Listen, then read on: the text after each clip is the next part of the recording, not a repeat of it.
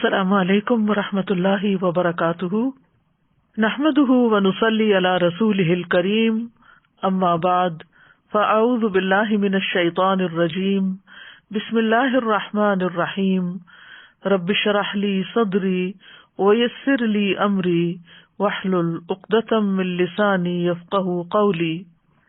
یا ایھا الناس قد جاءتکم موعظة من ربكم وشفاء لما في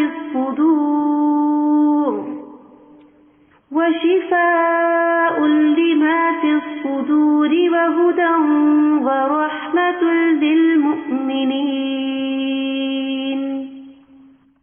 یا ایھا الناس قد جاءتکم موعظة من ربکم وشفاء لما في الصدور وَهُدًى وَرَحْمَةٌ لِّلْمُؤْمِنِينَ۔ اے لوگو، بے شک تمہارے پاس تمہارے رب کی طرف سے عظیم نصیحت اور اس کے لیے سراسر شفا جو سینوں میں ہے، اور ایمان لانے والوں کے لیے سراسر ہدایت اور رحمت آئی ہے۔ انسان جسم اور روح کا مجموعہ ہے۔ جسم زمینی اجزاء سے بنا ہے، اس کی خوراک بھی زمین سے آتی ہے، جبکہ روح آسمان سے آئی ہے اور اس کی غذا بھی آسمانی ہے۔ انسان دنیا میں کتنی بھی مادی لذتیں حاصل کر لے، لیکن جب تک روح کی نشو و نما کا سامان نہ کرے کبھی خوش نہیں رہ سکتا۔ جس طرح جسم بیمار ہوتا ہے، اسی طرح روح بھی بیمار ہوتی ہے۔ قرآن مجید دونوں طرح کی بیماریوں کے لیے شفا ہے، خصوصاً جن کا تعلق دل کے ساتھ ہے۔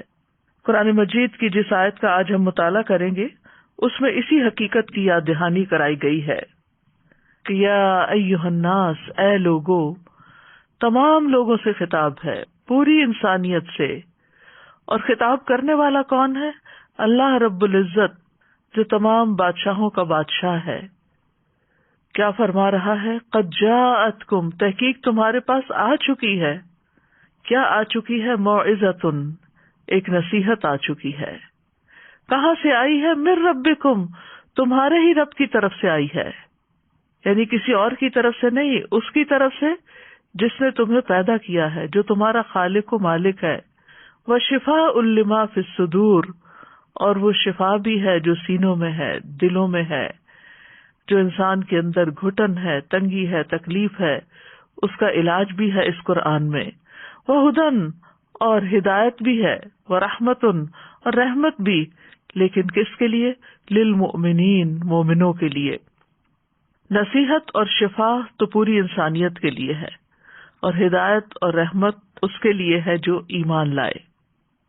تو خطاب یہ کیا جا رہا ہے کہ اے لوگو، تمہارے پاس قرآن آ چکا ہے جو تمہارے دلوں کو نرم کرتا ہے۔ موعظت وہ واعظ ہوتا ہے جو دلوں کو نرم کر دے، اور اس کی وجہ سے تمہارے احوال کی اصلاح ہوتی رہتی ہے، اور یہ تمہارے پاس تمہارے رب کی طرف سے اتارا ہوا ہے۔ تو یہاں پر قرآن مجید کی 4 صفات بیان ہوئی ہیں، اور یہ اس کی خاص خصوصیات ہیں کہ یہ نصیحت ہے، شفا ہے، ہدایت ہے اور رحمت ہے۔ سب سے پہلے موعظت ایسی نصیحت کو کہتے ہیں جو انسان کی توجہ دنیا کی مشغولیت سے ہٹا کر اللہ کی یاد اور آخرت کے دن کی طرف متوجہ کرے، اور اس سے دلوں میں رقت، دنیا سے بے رغبتی اور آخرت سے لگاؤ پیدا ہو۔ تو قرآن پڑھنے والے پھر ان صفات کے حامل ہوتے ہیں کہ ان کے دل نرم ہو جاتے ہیں اللہ کی یاد سے، اللہ کے اس کلام سے۔ دنیا کے مقابلے میں وہ آخرت کو ترجیح دینے لگتے ہیں، اور ان کاموں سے ان کی دلچسپی بڑھ جاتی ہے جو ان کی آخرت میں زیادہ فائدہ مند ہوتے ہیں۔ دوسری چیز ہے شفا، وشفاء لما فی الصدور، کہ سینوں کے اندر جو بھی بیماریاں ہیں، مثلا شرک ہے، نفاق ہے، حسد ہے، بغض ہے، خود غرضی ہے، بخل ہے، لالچ ہے، ان تمام چیزوں کو دور کرتا ہے قرآن۔ یعنی جو شخص قرآن پڑھنے کا حق ادا کرتا ہے، اس پر عمل کرتا ہے، اس کے دل سے یہ بیماریاں دور ہو جاتی ہیں جو خود انسان ہی کے لیے تکلیف کا باعث ہوتی ہیں۔ تیسری چیز وہدن، اور ہدایت، یعنی یہ قرآن انسان کی زندگی کے تمام شعبوں میں اس کی پوری رہنمائی کرتا ہے، وہ فرد کے حقوق کے بارے میں بھی بتاتا ہے، وہ معاشرے کے بارے میں بھی بتاتا ہے، اور اس سے یہ کہ ہر ایک کا دائرہ کار پتہ چلنے کے بعد پھر ایک دوسرے کے حقوق محفوظ ہو جاتے ہیں، کسی پر زیادتی نہیں ہوتی۔ اور چوتھی چیز ہے وَرَحْمَةٌ لِّلْمُؤْمِنِينَ، مومنوں کے لیے رحمت ہے، یعنی دنیا میں بھی باعث رحمت ہے اور آخرت میں بھی باعث رحمت ہے۔ تو بہرحال قرآن شفا بھی ہے، ہدایت بھی ہے، رحمت بھی ہے، اور اپنے رب کی طرف سے ایک بہت بڑا تحفہ ہے ان لوگوں کے لیے جو اسے قبول کرنے والے ہوں۔ قرآن مجید کی دیگر آیات سے بھی پتہ چلتا ہے کہ قرآن شفا اور رحمت ہے۔ سورۃ بنی اسرائیل کی آیت نمبر 82 میں اللہ تعالیٰ فرماتے ہیں وَنُنَزِّلُ مِنَ الْقُرْآنِ مَا هُوَ شِفَاءٌ وَرَحْمَةٌ وَرَحْمَةٌ لِّلْمُؤْمِنِينَ وَلَا يَزِيدُ الظَّالِمِينَ إِلَّا خَسَارًا، اور ہم قرآن میں جو کچھ نازل کرتے ہیں وہ مومنوں کے لیے تو شفا اور رحمت ہے، مگر ظالموں کے خسارے ہی میں اضافہ کرتا ہے۔ مجاہد اور قتادہ کہتے ہیں جو بھی قرآن کے ساتھ مجلس اختیار کرتا ہے تو جب وہ اٹھ کر جاتا ہے تو یا وہ اضافے کے ساتھ اٹھتا ہے یا کمی کے ساتھ اٹھتا ہے۔ یہ اللہ کا وہ فیصلہ ہے جو اس نے کیا ہے کہ یہ ایمان والوں کے لیے سراسر شفا اور رحمت ہے، یعنی جس کے اندر جتنا ایمان ہوگا اتنا ہی وہ اس قرآن سے فائدہ اٹھائے گا، اور جس کے اندر ایمان کی کمی ہوگی، جو اپنی جان پر ظلم کرنے والا ہوگا، اس کو نہ تو قرآن سے کوئی دلچسپی ہوگی، اور اگر وہ قرآن کی مجلس میں بیٹھے بھی، قرآن پڑھے بھی، سمجھے بھی، تو فائدے کی بجائے اس کو نقصان ہی ہوگا، کیونکہ اس کے اندر کے وساوس اس کو اللہ سے اور اس کی کتاب سے اور دور کر دیں گے۔ سورۃ فصلت میں آتا ہے کہ قرآن مومن کے لیے شفا اور ہدایت اور غیر مومن کے لیے بوجھ ہے۔ سورۃ بنی اسرائیل میں خسارے کا لفظ تھا، یہاں بوجھ کا لفظ ہے۔ قُلْ هُوَ لِلَّذِينَ آمَنُوا هُدًى وَشِفَاءٌ وَالَّذِينَ لَا يُؤْمِنُونَ فِي آذَانِهِمْ وَقْرٌ وَهُوَ عَلَيْهِمْ عَمًى، کہہ دیجئے یہ قرآن ان لوگوں کے لیے جو ایمان لائے ہدایت اور شفا ہے، اور وہ لوگ جو ایمان نہیں لاتے ان کے کانوں میں بوجھ ہے، اور یہ ان کے حق میں اندھا ہونے کا باعث ہے۔ تو اس بات سے ڈرنے کی ضرورت ہے کہ اس کتاب سے انسان ہدایت ہی پائے، کہیں ایسا نہ ہو کہ اگر اس کا حق ادا نہ کیا جائے تو یہ الٹا ہمارے خلاف حجت بنے اور بوجھ بنے، اور پھر ہم حق کی بات سے دور ہوں۔ تو اس سے یہ پتہ چلتا ہے کہ قرآن میں ہمارے لیے بہت سی نصیحتیں ہیں، لیکن یہ نصیحت کس کے لیے ہے؟ جو اس کو سمجھ کر پڑھتا ہے، اس کے معنی کو جان لیتا ہے اور نصیحت کی غرض سے پڑھتا ہے، نصیحت حاصل کرنے کے لیے پڑھتا ہے، کیونکہ قرآن پڑھنے کے کئی مقاصد ہو سکتے ہیں نا۔ تو جو شخص اس کو ہدایت کے لیے اور نصیحت کے لیے پڑھتا ہے تو اللہ سبحانہ تعالیٰ اس کو عطا فرماتے ہیں۔ واعظ میں عام طور پر بندے کو کچھ چیزوں کی رغبت دلائی جاتی ہے، کچھ چیزوں سے ڈرایا بھی جاتا ہے۔ تو ایک واعظ جو ہوتا ہے وہ ایک ڈاکٹر کی طرح ہوتا ہے جو مریض کو کچھ چیزوں کے استعمال کا حکم دیتا ہے اور کچھ چیزوں کے استعمال سے روکتا ہے۔ تو قرآن بھی بہت سی چیزوں سے ہمیں روکتا ہے، یعنی اس کا واعظ کیا ہے کہ کچھ چیزوں سے وہ ہمیں روکتا ہے اور کچھ چیزوں کا ہمیں حکم دیتا ہے۔ قرآن کن کن چیزوں سے روکتا ہے؟ مثلاً فواحش اور منکرات سے روکتا ہے، ظلم اور زیادتی سے روکتا ہے، اور پھر قرآن کو ذکر بھی کہا گیا ہے۔ جیسے واعظ میں یا نصیحت میں ایک یاد دہانی ہوتی ہے، تو واعظ کا ایک اور لفظ جو ہے وہ ذکر بھی ہے، انا نحن نزلنا الذکر وانا لہ لحافظون، کہ ہم ہی اس نصیحت کو نازل کرنے والے ہیں اور ہم ہی اس کی ضرور حفاظت کریں گے۔ اور ایک اور جگہ پر آتا ہے وَلَقَدْ يَسَّرْنَا الْقُرْآنَ لِلذِّكْرِ فَهَلْ مِن مُدَّكِرٍ، کہ قرآن کو ہم نے نصیحت کے لیے آسان کیا ہے، تو کیا ہے کوئی جو نصیحت حاصل کرے؟ ابن قیم کہتے ہیں کہ قرآن کا نصیحت کے لیے آسان ہونا کئی اقسام پر مشتمل ہے۔ نمبر 1، اس کے الفاظ کو حفظ کے لیے آسان کیا ہے۔ نمبر 2، اس کے معنی کو فہم کے لیے آسان کیا ہے۔ نمبر 3، اس کے اوامر و منہیات پر عمل کرنے کے لیے اس کو آسان بنایا ہے۔ پھر یہ ہے کہ یہ قرآن تمام جہان والوں کے لیے ایک نصیحت ہے، ان ہوا الا ذکر للعالمین. پھر یہ کہ عقل والے اس سے نصیحت پکڑتے ہیں، ہے تو سب جہان والوں کے لیے ایک نصیحت، لیکن نصیحت حاصل کون کرتا ہے؟ جو عقل رکھتا ہو. سورۃ صاد میں آتا ہے کتاب انزلناہ الیک مبارک لیدبروا آیاتہ ولیتذکر اولو الالباب. جو کتاب ہم نے آپ کی طرف نازل کی ہے بڑی برکت والی ہے تاکہ لوگ اس کی آیات میں غور و فکر کریں اور اہل عقل اس سے سبق حاصل کریں. سورۃ یاسین میں آتا ہے ان ہوا الا ذکر وقرآن مبین لینذر من کان حیا، کہ وہ تو سراسر نصیحت اور واضح قرآن کے سوا کچھ نہیں تاکہ اسے ڈرائے جو زندہ ہو. یعنی یہ قرآن اس کو خبردار کرتا ہے جس کا دل زندہ ہو. تو ابن قیم کہتے ہیں کہ لوگوں کی 3 قسمیں ہیں. ایک وہ جس کا دل مر چکا ہے، یعنی جس کا کوئی دل ہی نہیں، تو یہ قرآن اس کے حق میں نصیحت نہیں بنتا. دوسرا وہ شخص جس کا دل زندہ اور اہلیت رکھنے والا ہے، لیکن وہ قرآن کی آیات کو کان لگا کے نہیں سنتا، دل سے نہیں سنتا، کہ جس کے ذریعے ان نشانیوں کے بارے میں اللہ تعالیٰ خبر دے رہے ہیں جو دکھائی دینے والی ہیں، تو ان کے اوپر پھر وہ توجہ بھی نہیں کرتا. تو یا تو وہ آیات اس تک پہنچی نہیں یا پہنچی ہے تو اس کا دل کسی اور طرف مشغول ہے، یعنی اہلیت ہے لیکن اس تک وہ بات پہنچی نہیں کہ جس کو وہ لے کر آگے بڑھے، ترقی کرے.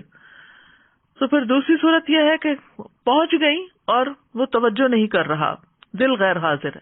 یعنی ایک وہ جس کا دل حاضر ہے، دوسرا وہ جس کا دل غیر حاضر ہے، اس کو بھی نصیحت نہیں ہوتی حالانکہ اس میں اہلیت موجود ہوتی ہے. اور تیسرا وہ شخص ہے جس کا دل بھی زندہ ہے اور اہلیت بھی رکھتا ہے، اور جب اس پر آیات تلاوت کی جاتی ہیں تو وہ اپنے کان لگاتا ہے اور اپنے دل کو حاضر کرتا ہے، اور جو کچھ وہ سن رہا ہوتا ہے وہ اسی کی طرف متوجہ ہوتا ہے، ادھر ادھر نہیں اس کا دل بھٹکتا.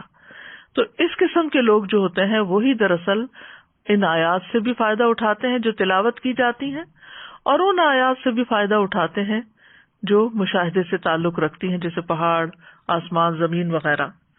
پھر اسی طرح یہ ہے کہ اس سے یہ بھی پتہ چلتا ہے کہ جو علم حاصل کرتا ہے اور توجہ سے حاصل کرتا ہے وہی اس قرآن سے فائدہ اٹھاتا ہے. وَتِلْكَ الْأَمْثَالُ نَضْرِبُهَا لِلنَّاسِ وَمَا يَعْقِلُهَا إِلَّا الْعَالِمُونَ. یہ مثالیں جو ہم لوگوں کے لیے بیان کرتے ہیں انہیں صرف جاننے والے ہی سمجھتے ہیں. ابن قیم کہتے ہیں کہ جو کوئی قرآن سے رہنمائی حاصل کرنا چاہتا ہے اسے چاہیے کہ قرآن میں غور و فکر اور تدبر کرے. ابن تیمیہ بھی یہی کہتے ہیں کہ جو کوئی رہنمائی حاصل کرنے کے لیے قرآن میں تدبر کرتا ہے تو حق کا راستہ اس پر واضح ہو جاتا ہے.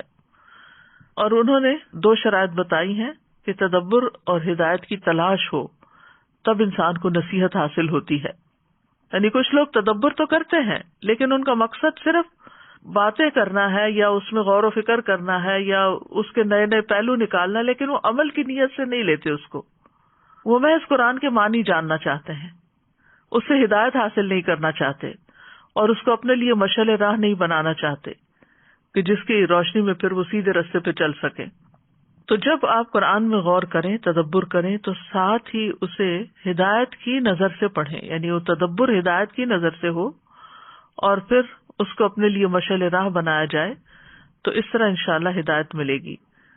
قرآن مجید کے نصیحت کے انداز کیا ہیں؟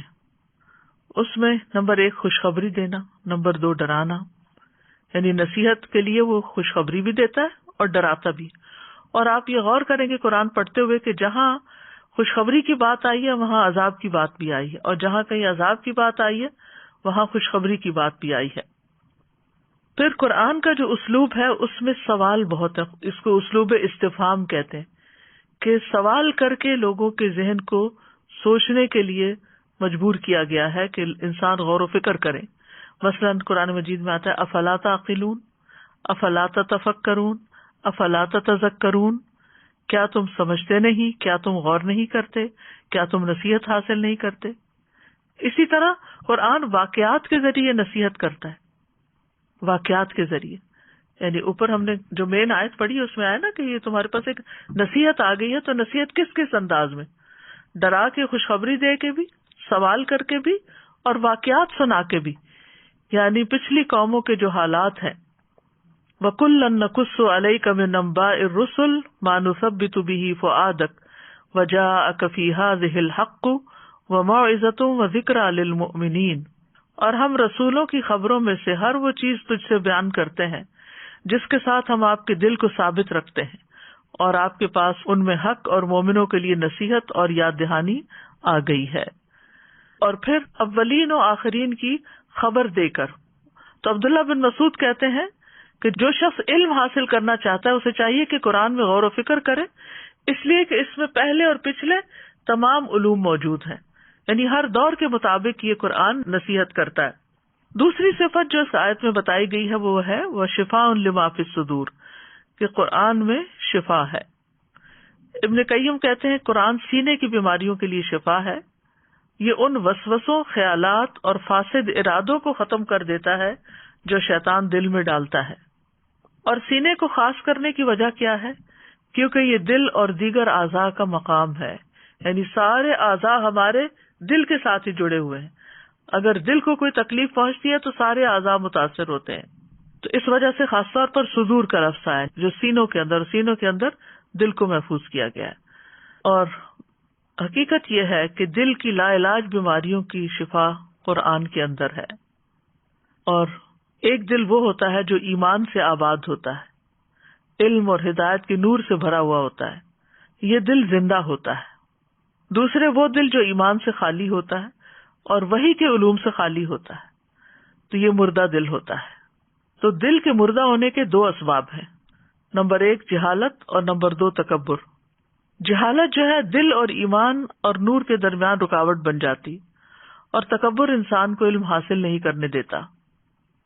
تو قرآن جہالت کو ختم کرنے کا ذریعہ ہے۔ جب دلوں کی جہالت ختم ہو جاتی ہے تو دل ایمان کے ساتھ لہلہانے لگتے ہیں، قرآن سے منور ہو جاتے ہیں، روشن ہو جاتے ہیں۔ تو قرآن میں جو شفا ہے وہ 3 طرح سے ہوئی۔ ایک یہ کہ گمراہی سے شفا کیونکہ اس میں ہدایت ہے، دوسرے بیماری سے شفا کیونکہ اس میں برکت ہے، اور تیسرے فرائض اور احکام کو معلوم کرنے کے بارے میں شفا کیونکہ اس میں ہر چیز کی وضاحت ہے۔ کیونکہ انسان یہ کہ پتہ نہیں چلتا کہ اللہ کو کیسے راضی کریں، کون سے کام کریں کون سے نہ کریں، تو قرآن اس کی خوب تفصیل بتا دیتا ہے۔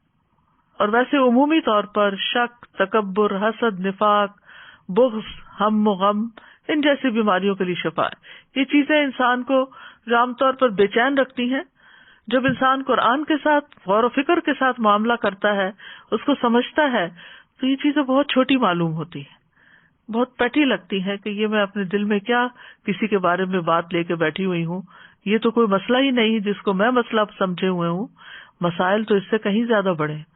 اور حقیقت یہ ہے کہ قرآن انسان کو آخرت کی فکر لگا دیتا ہے، اور جب انسان کو آخرت کی فکر لگ جاتی ہے تو دنیا کے مسائل اور دنیا کے ہم و غم بہت چھوٹے ہونے لگتے ہیں۔ اور حقیقت ہے قرآن اپنے الفاظ اور اپنے معنی اور اپنے مفہوم کے اعتبار سے دلوں پہ اثر رکھتا ہے۔ اگر صرف اس کی خوبصورت انداز سے تلاوت ہی کی جائے تو وہ بھی ایک مرہم کا کام دیتی ہے۔ اسی طرح قرآن کے ذریعے اگر کسی کو نصیحت کی جائے تو وہ بھی دل پہ اثر کرتی ہے۔ تو اس کی نصیحت سے بڑی نصیحت کسی کی نہیں، اس کی نصیحت سے زیادہ قوی نصیحت کسی کی نہیں۔ اور جو شخص قرآن کے بغیر کسی اور چیز پر انحصار کر لیتا ہے وہ گمراہ ہو جاتا ہے، اور جو قرآن سے نصیحت حاصل نہیں کرتا اس کے لیے اور کوئی نصیحت کرنے والا نہیں ہو سکتا، یعنی جو اللہ کی نہیں مانتا پھر وہ اور کسی کی کیا مانے گا۔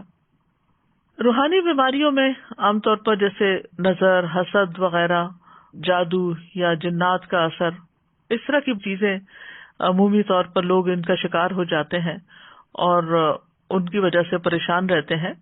تو قرآن مجید کی تلاوت کرنے سے، خاص طور پر سورۃ الفاتحہ کی تلاوت کرنے سے ایسی بیماریوں کا علاج ہوتا ہے۔ لیکن اس کا یہ مطلب نہیں کہ قرآن صرف روحانی بیماریوں کا علاج ہے، قرآن جسمانی بیماریوں کے لیے بھی شفا کا باعث ہے، اور قرآن میں ہر بیماری کا علاج موجود ہے۔ ابن قیم کہتے ہیں دلوں اور جسموں کی بیماریوں میں سے کوئی بیماری ایسی نہیں جس کا علاج اور اس کے سبب کی طرف رہنمائی کا ذریعہ قرآن میں موجود نہ ہو، بلکہ امام قرطبی تو کہتے ہیں کہ قرآن کے ہر حرف میں شفا ہے۔ وَنُنَزِّلُ مِنَ الْقُرْآنِ مَا هُوَ شِفَاءٌ وَرَحْمَةٌ، اور ہم قرآن میں جو کچھ بھی نازل کرتے ہیں وہ مومنوں کے لیے شفا اور رحمت ہے. یعنی اس کا مطلب یہ ہے کہ ہم نے قرآن کو بطور شفا نازل کیا ہے، کیونکہ اس میں موجود ہر حرف شفا دیتا ہے، اور قرآن سے شفا حاصل کرنا صرف اس کے بعض حصے کے ساتھ ہی مخصوص نہیں، پورا قرآن ہی شفا ہے. یعنی بعض اوقات لوگ صرف ایک ہی چیز کو لے لیتے ہیں اور باقی کو نہیں لیتے، تو اس میں یہ کہ پورا ہی قرآن شفا ہے، کیونکہ کسی بھی قسم کی بیماری رب کے کلام کا مقابلہ نہیں کر سکتی، اس کے آگے نہیں ٹھہر سکتی، کیونکہ یہ وہ کلام ہے اگر پہاڑوں پر نازل ہو جاتا تو اس کے ٹکڑے ٹکڑے ہو جاتے. لیکن اس کے لیے انسان کو یقین چاہیے کہ یقینی طور پر شفا قرآن کے اندر ہے. یعنی اس سے شفا کی اہلیت نہیں رکھتا کوئی مگر یہ کہ جس کو یہ توفیق ہو کہ وہ اس پر یقین کرے کہ یہ اللہ کا کلام ہے اور اس کے مقابلے میں کوئی بھی چیز ٹھہرتی نہیں. اور قرآن کے علاوہ کسی دوسرے کلام میں شفا نہیں، کہ اگر کوئی شعر و شاعری میں شفا ہے یا اور کسی کے کلام میں، تو ایسا نہیں. ابو نصر رملی کہتے ہیں ہم مکہ میں فضیل بن ایاس کے پاس آئے، ہم نے انہیں درخواست کی کہ ہمیں علم لکھوائیں، تو انہوں نے کہا کہ تم نے اللہ کی کتاب کو ضائع کر دیا ہے اور تم فضیل اور سفیان بن عیینہ کے کلام کو طلب کرتے ہو. بس اگر تم خود کو اللہ کی کتاب کے لیے فارغ کر لیتے تو جو کچھ تم چاہتے ہو تم اس قرآن میں اس کی شفا پا لیتے. یعنی سب سے پہلے اور سب سے اہم علم جو حاصل کرنا چاہیے وہ قرآن کا ہے، جو انسان کے لیے دنیا اور آخرت کی سعادت کا باعث ہے، اور اس کے بعد دوسری چیزوں کو اہمیت دے یا توجہ دے. کیونکہ اگر کسی کو قرآن سے فائدہ نہیں پہنچتا یا قرآن کی حکمتیں اگر کسی نے نہیں جانی تو پھر دنیا کے باقی علوم کے بارے میں تو یہ پتہ ہی نہیں کہ ان کے اندر کتنی صداقت ہے اور کتنی حقیقت ہے، کیونکہ اصل حقیقت تو قرآن ہی بتاتا ہے. ابن الجوزی کہتے ہیں جو اللہ کی کتاب سے شفا طلب نہیں کرتا وہ ہمیشہ بیمار ہی رہتا ہے، اور قرآن سے شفا حاصل نہ کرنا جو ہے یہ قرآن کو چھوڑ دینے میں سے ہی ہے. تو یاد رکھیے کہ قرآن بہترین رقیہ ہے، یعنی نظر بد، جادو، جنوں کے چمٹنے اور اس کے علاوہ بھی قلب و روح کی بیماریوں اور جسمانی بیماریوں کے لیے بھی بہت بڑی شفا ہے. حضرت عائشہ سے مروی ہے کہ رسول اللہ صلی اللہ علیہ وسلم ان کے پاس تشریف لائے تو ایک عورت ان کا علاج کر رہی تھی یا ان کو دم کر رہی تھی، تو آپ نے فرمایا کتاب اللہ یعنی قرآن مجید کے ساتھ اس کو دم کرو، اس کا علاج کرو. جب نبی صلی اللہ علیہ وسلم کو مرض الموت لاحق ہوا تو نبی صلی اللہ علیہ وسلم کے لیے حضرت عائشہ معوذات پڑھتی تھی اور آپ کے ہاتھوں پہ پھونک مارتی اور پھر آپ کے ہاتھوں کو جسم پر پھیر دیتی تھی. پھر اسی طرح یہ ہے کہ قرآن کے کچھ حصے جو ہیں جیسے سورۃ الفاتحہ ہے تو اس کا نام ہی الشفا ہے، یعنی سورۃ فاتحہ خاص طور پر شفا دینے والی ہے کیونکہ اس میں اللہ سبحانہ تعالیٰ سے مدد مانگی جاتی ہے، ایاک نعبد و ایاک نستعین. پھر اسی طرح سورۃ البقرہ میں بھی شفا ہے. ابو امامہ کہتے ہیں میں نے رسول اللہ صلی اللہ علیہ وسلم کو یہ فرماتے ہوئے سنا کہ سورۃ البقرہ پڑھا کرو کیونکہ اس کا پڑھنا باعث برکت ہے اور اس کا چھوڑنا باعث حسرت ہے، اور جادوگر اس کو حاصل کرنے کی طاقت نہیں رکھتے. پھر اس آیت سے یہ بھی پتہ چلتا ہے کہ قرآن ہدایت ہے. شہر رمضان الذی انزل فیہ القرآن ھدی للناس وبینات من الھدی والفرقان. رمضان کا مہینہ وہ ہے جس میں قرآن نازل کیا گیا ہے جو لوگوں کے لیے سراسر ہدایت اور حق و باطل میں فرق کرنے کی واضح دلیلیں ہیں. پھر اسی طرح سورۃ بنی اسرائیل میں آتا ہے کہ یہ قرآن سب سے زیادہ درست رستے کی طرف انسان کی رہنمائی کرتا ہے. ان ھذا القرآن یہدی للتی ہی اقوم ویبشر المؤمنین الذین یعملون الصالحات ان لہم اجرا کبیرا. بلا شبہ یہ قرآن اس راستے کی ہدایت دیتا ہے جو سب سے سیدھا ہے، اور ان ایمان والوں کو جو نیک عمل کرتے ہیں بشارت دیتا ہے کہ ان کے لیے بہت بڑا اجر ہے. تو اس سے یہ پتہ چلتا ہے کہ اگر کوئی شخص واقعی ہدایت کا، سیدھے رستے کا، حق کا متلاشی ہے تو اس کو قرآن پڑھنا چاہیے، قرآن کو سمجھنا چاہیے. پھر اسی طرح یہ کہ یہ سلامتی کی راہیں دکھانے والی کتاب ہے. قرآن مجید میں آتا ہے قد جاءکم من اللہ نور و کتاب مبین یہدی بہ اللہ من اتبع رضوانہ سبل السلام. سورۃ المائدہ کی آیات ہیں جن کا مطلب ہے بے شک تمہارے پاس اللہ کی طرف سے ایک روشنی اور واضح کتاب آئی ہے جس کے ساتھ اللہ ان لوگوں کو جو اس کی رضا کے پیچھے چلے سلامتی کے راستوں کی ہدایت دیتا ہے۔ پھر اسی طرح یہ ہے کہ یہ کتاب زندگی کے تمام معاملات میں رہنمائی دیتی ہے، بشرطے کہ انسان رہنمائی کی غرض سے اس کی طرف رجوع کرنے والا ہو۔ قرآن مجید میں آتا ہے وَنَزَّلْنَا عَلَيْكَ الْكِتَابَ تِبْيَانًا لِكُلِّ شَيْءٍ وَهُدًى وَرَحْمَةً وَبُشْرَى لِلْمُسْلِمِينَ، اور ہم نے جو تجھ پر کتاب نازل کی اس حال میں کہ ہر چیز کا واضح بیان ہے، یعنی آپ زندگی کے کسی بھی مسئلے کے بارے میں اس سے رہنمائی حاصل کرنا چاہیں، اس کو پڑھتے چلے جائیں، آپ رہنمائی پا جائیں گے۔ امام شافعی کے بارے میں آتا ہے کہ انہوں نے ایک مسئلے کی تحقیق میں 300 بار قرآن کا مطالعہ کیا، 300 بار اس کو پڑھا، جب جا کر ان کو ایک آیت ملی جس چیز کی وہ تلاش میں تھے اس کا بھرپور جواب تھا۔ لیکن ہم عام طور پر ایک تھوڑا سا حصہ پڑھ لیتے ہیں، کہیں سے پڑھ لیتے ہیں، پھر کہتے ہیں کچھ سمجھ نہیں آ رہی، پھر چھوڑ دیتے ہیں۔ نہیں، پڑھتے رہیں اور بار بار پڑھتے رہیں، آپ دیکھیں گے کہ آپ کو اپنے مسائل کا، چاہے وہ کسی بھی قسم کے ہوں، ان کا حل آپ کو قرآن میں مل جائے گا۔ لیکن اس کے لیے جلدی نہ کریں، اس کے لیے وقت نکالیں۔ پھر صحیح مسلم میں آتا ہے کہ قرآن میں ہدایت اور نور ہے۔ زید رضی اللہ عنہ سے مروی ہے کہ رسول اللہ صلی اللہ علیہ وسلم نے فرمایا آگاہ رہو اے لوگو، میں ایک انسان ہوں، قریب ہے کہ میرے رب کا بھیجا ہوا میرے پاس آئے تو میں اسے قبول کر لوں، یعنی موت کے فیصلے کو، اور میں تم میں 2 بھاری چیزیں چھوڑے جا رہا ہوں، ان میں سے پہلی اللہ کی کتاب ہے جس میں ہدایت اور نور ہے، تو تم اللہ کی کتاب کو پکڑے رکھو اور اس کے ساتھ مضبوطی سے جڑے رہو۔ اور آپ نے اللہ کی کتاب پر بہت زور دیا اور اس کی خوب رغبت دلائی۔ پھر آپ نے فرمایا دوسری چیز میرے اہل بیت ہیں، میں تم لوگوں کو اپنے اہل بیت کے بارے میں اللہ کی یاد دلاتا ہوں، میں تم لوگوں کو اپنے اہل بیت کے بارے میں اللہ کی یاد دلاتا ہوں، میں تم لوگوں کو اپنے اہل بیت کے بارے میں اللہ کی یاد دلاتا ہوں۔ یہ بات آپ نے 3 بار فرمائی۔ پھر اسی طرح یہ ہے کہ یہ گمراہی سے بچانے والی کتاب ہے۔ نبی صلی اللہ علیہ وسلم نے فرمایا اللہ عز و جل کی کتاب ہی اللہ کی رسی ہے، جو اس کی پیروی کرے گا وہ ہدایت پر رہے گا اور جو چھوڑ دے گا وہ گمراہی پر رہے گا۔ جیسے کہ ایک اور حدیث سے پتہ چلتا ہے کہ یہ اللہ کی رسی ہے، اس کا ایک سرا اللہ کے ہاتھ میں ہے اور دوسرا بندے کی طرف ہے۔ اب اگر بندہ دوسرے سرے کو پکڑ لے گا، یعنی قرآن کو مضبوطی سے تھام لے گا، تو یقیناً وہ اللہ کا قرب حاصل کرے گا اور اللہ سبحانہ تعالیٰ کے رستے پر ہی چلے گا۔ پھر اسی طرح یہ شیاطین کی گمراہی سے بچانے کا ذریعہ ہے۔ عبداللہ فرماتے ہیں بے شک اس سیدھے رستے پر آمد و رفت رہتی ہے، یہاں شیطان آتے رہتے ہیں اور بلند آواز سے کہتے ہیں اے اللہ کے بندے اس دوسرے رستے پہ آ جاؤ، پس تم اللہ کی رسی کو مضبوطی سے تھام لو اور بے شک قرآن اللہ کی رسی ہے۔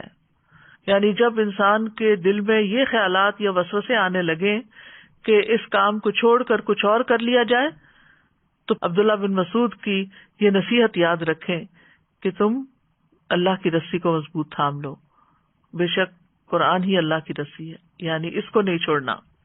پھر اسی طرح قرآن کی تعلیم کی بدولت انسان کو روشنی اور فرقان ملتا ہے، حق کو باطل میں فرق کرنے کی صلاحیت ملتی ہے، صحیح اور غلط کی پہچان ملتی ہے۔ سورۃ الطلاق میں آتا ہے رسولا یتلو علیکم آیات اللہ مبینات لیخرج الذین آمنوا وعملوا الصالحات من الظلمات الی النور، ایک ایسا رسول جو تمہیں اللہ کی واضح آیات پڑھ کر سناتا ہے تاکہ ایمان لانے والوں اور نیک عمل کرنے والوں کو تاریکیوں سے نکال کر روشنی کی طرف لائے۔ تو چاہے غموں کا اندھیرا ہو یا جہالت کا اندھیرا ہو، کفر کا اندھیرا ہو یا نفاق کا اندھیرا ہو، کسی بھی طرح کا غم دل پہ چھائے، فکر اور پریشانی چھائے، تو پھر کیا کرنا چاہیے؟ جو رسول اللہ صلی اللہ علیہ وسلم نے کیا کہ اللہ نے ایک ایسا رسول بھیجا جو تمہیں اللہ کی واضح آیات پڑھ کر سناتا ہے، کیونکہ ہر شخص خود پڑھنا نہیں جانتا، پڑھ کر اس طرح کا مطلب نہیں سمجھتا جو سمجھنا چاہیے، تو یہاں پر اس بات کی وضاحت کر دی گئی۔ پھر اسی طرح یہ ہے کہ قرآن کو نور بھی کہا گیا ہے، یعنی ہدایت بھی رہنمائی کرنے والی چیز ہے، نور سے بھی انسان کو راہ ملتی ہے۔ وَأَنزَلْنَا إِلَيْكُمْ نُورًا مُبِينًا، ہم نے تمہاری طرف ایک واضح نور نازل کیا ہے، یعنی قرآن مجید۔ پھر قرآن کی بدولت حکمت اور دانائی ملتی ہے۔ کعب رضی اللہ عنہ کہتے ہیں قرآن کو لازم پکڑ لو، کیونکہ وہ عقل کی تیزی، حکمت کی روشنی اور علم کا سر چشمہ ہے، اور رحمان کی طرف سے نازل ہونے والی کتابوں میں سب سے نئی کتاب ہے۔ اللہ نے تورات میں یہ بات فرمائی ہے، اے محمد میں تم پر جدید تورات نازل کروں گا جو نابینا آنکھوں، بہرے کانوں اور غفلت میں پڑے ہوئے دلوں کو کھول دے گی۔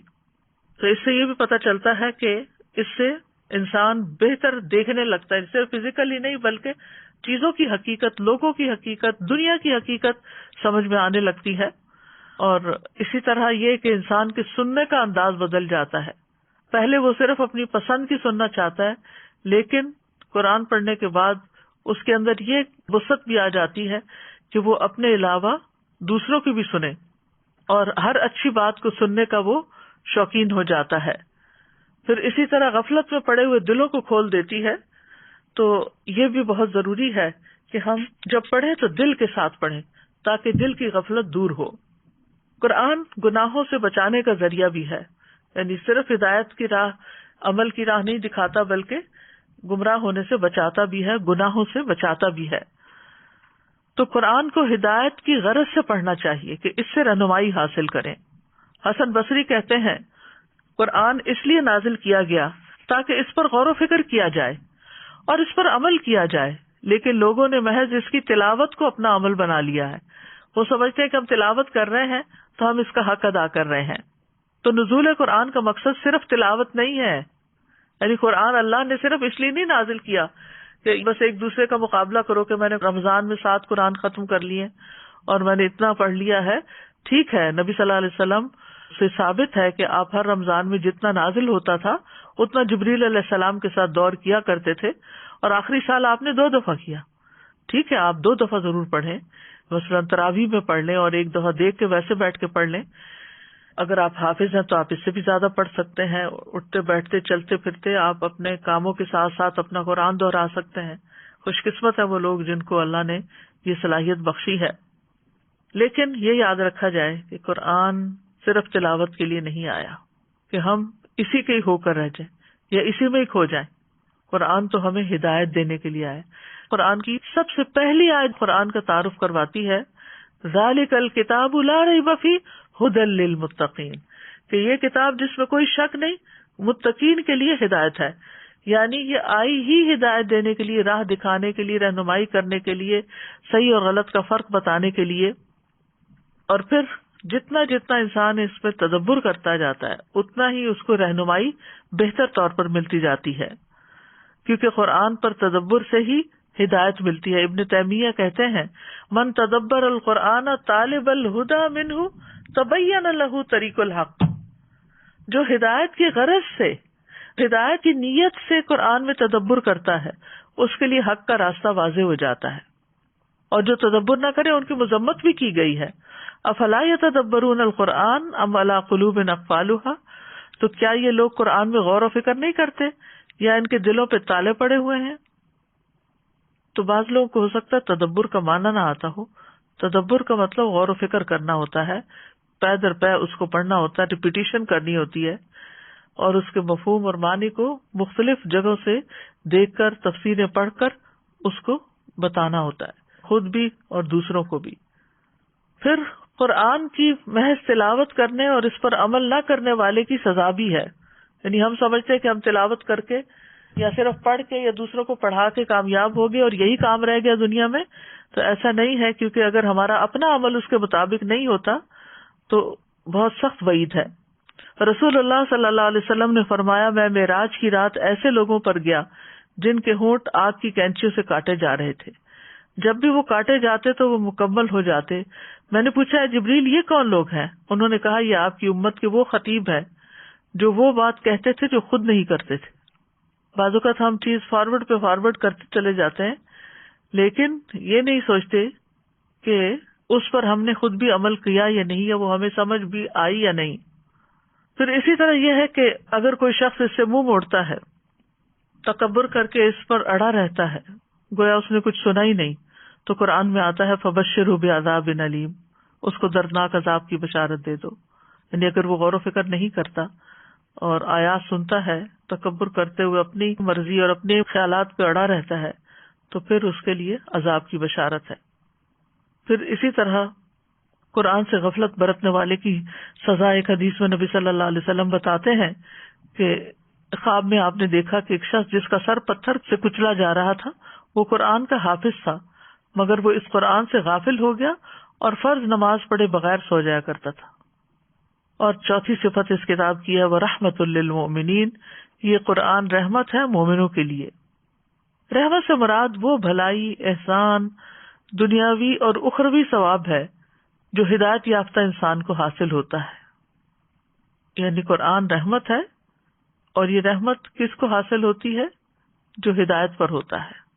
تو معلوم ہوتا ہے کہ ہدایت بہترین وسیلہ ہے اور رحمت مطلوب ہے، اور اس کی طرف صرف اہل ایمان ہی کو رہنمائی حاصل ہوتی ہے، اور اہل ایمان ہی اس کی رحمت سے نوازے جاتے ہیں، اور یہ ایمان والوں کے لیے ہی ہدایت اور رحمت ہے۔ قرآن مجید میں آتا ہے وَهُدًى وَرَحْمَةٌ لِّلْمُؤْمِنِينَ، اور پھر جو اس قرآن کا انکار کرتا ہے تو یہ قرآن ان کے اندھے پن کا سبب بن جاتا ہے، اور اس کے ساتھ کفر کرنے کی سزا ہمیشہ کی بھڑکتی ہوئی آگ ہو جاتی ہے۔ اسی لیے کہا کہ یہ ایمان والوں کے لیے رحمت ہے، جو ایمان نہیں لاتے اس پر ان کے لیے رحمت نہیں بنتی بلکہ اندھے پن کا سبب بنتی ہے۔ پھر اسی طرح جو لوگ اس کتاب کو تھام لے وہ اللہ کی رحمت میں داخل ہوں گے۔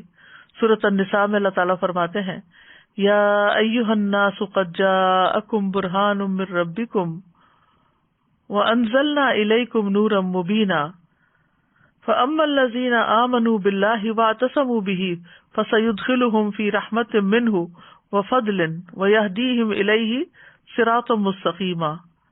اے لوگو، بے شک تمہارے پاس تمہارے رب کی طرف سے ایک واضح دلیل آ چکی ہے، اور ہم نے تمہاری طرف ایک واضح نور نازل کیا ہے۔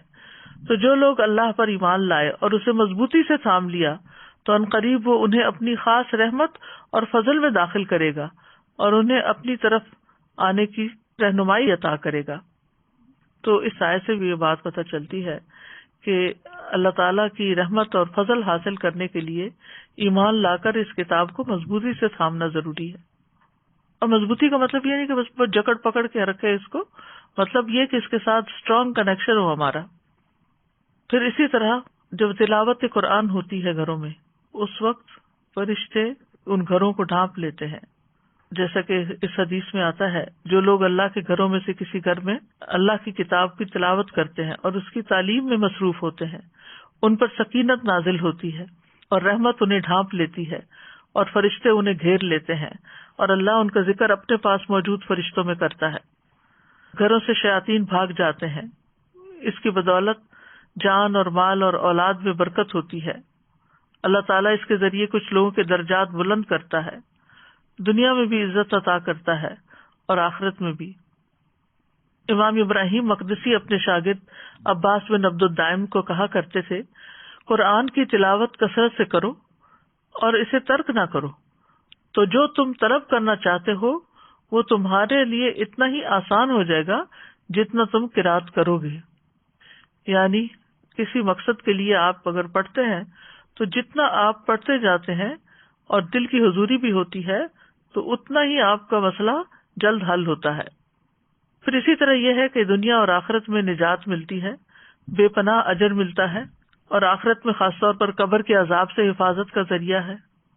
قیامت کے دن قرآن انسانی شکل میں آئے گا جس کا رنگ اڑا ہوا ہوگا، وہ کہے گا میں وہی ہوں جس نے تجھے رات میں بیدار رکھا، یعنی تہجد یا تلاوت تراویح وغیرہ کے لیے، اور دن میں تجھے پیاسا رکھا۔ قیامت کے دن قرآن سفارشی بن کر آئے گا، بندے پر سایہ کرے گا، انسان کے لیے گواہی دینے والا ہوگا۔ قاری قرآن کے لیے عزت کا تاج اور اللہ کی رضامندی نازل ہوگی۔ والدین کے سر پر نور کا تاج پہنایا جائے گا۔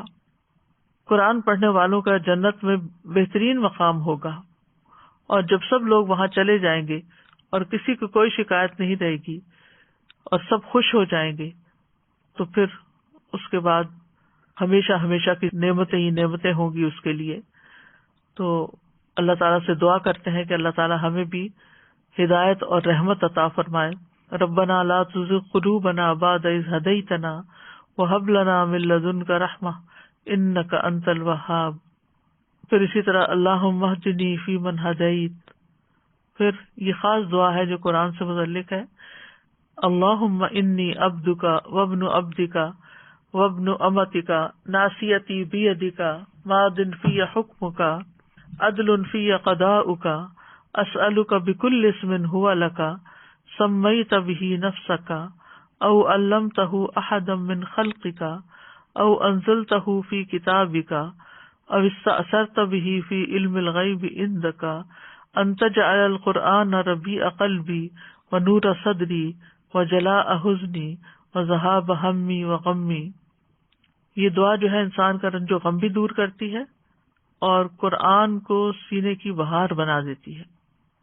آپ بھی آزما کر دیکھیے، بہت فائدہ مند دعا ہے۔ تو کرنے کے کام یہ ہے کہ قرآن سے زیادہ تعلق جوڑنا چاہیے، اللہ کے خاص بندے بننا چاہیے، کیونکہ قرآن والے ہی اللہ کے خاص بندے ہیں۔ قرآن سنتے وقت سوچ، عقل، دل کو حاضر رکھیں۔ پھر اسی طرح قرآن سنتے وقت عبرت اور نصیحت حاصل کریں، اکیلے بیٹھ کر قرآن کے ساتھ وقت گزاریں اور اس پر غور و فکر کریں، کبھی مل کر بھی پڑھیں۔ پھر قرآن کو عمل کے لیے سیکھیں۔ ہم دیکھتے ہیں کہ سلف صالحین عمل کے لیے قرآن سیکھتے ہیں۔ وہ کہتے ہیں کہ ہمیں سے جب کوئی 10 آیات پڑھ لیتا تو جب تک اس سے فائدہ پورا نہ اٹھاتا وہ آگے نہیں بڑھتا تھا۔ پھر قرآن کے حروف کے ساتھ ساتھ اس کی حدود کا بھی خیال رکھیں، اپنے عمل سے قرآن کی تصدیق کریں، جتنا بھی علم حاصل ہو جائے اس کو آگے پہنچائیں۔ قرآن کو آگے سکھانے کا بہت زیادہ ثواب ہے۔ نبی صلی اللہ علیہ وسلم نے فرمایا، جس نے اللہ عز و جل کی کتاب کی ایک آیت بھی سکھائی، جب تک اس کی تلاوت کی جائے گی اس کو اس کا ثواب ہوگا۔ قرآن پڑھ کر سنگ دل نہ بنے، اپنے اندر نرمی پیدا کریں۔ تو بہرحال یہ تھی قرآن کی صفات جو اس آیت نمبر 57 سورۃ یونس میں بتائی گئی۔ اللہ تعالیٰ سے دعا ہے کہ اللہ تعالیٰ واقعی ہمارے لیے اس کتاب کو نصیحت، شفا اور ہدایت اور رحمت بنا دے۔ اللہ ہمیں ایمان کی بلندیاں نصیب فرمائے۔ وآخر دعوانا ان الحمد للہ رب العالمین۔ سبحانک اللہم وبحمدک اشہد ان لا الہ الا انت استغفرک واتوب الیک۔ السلام علیکم ورحمۃ اللہ وبرکاتہ۔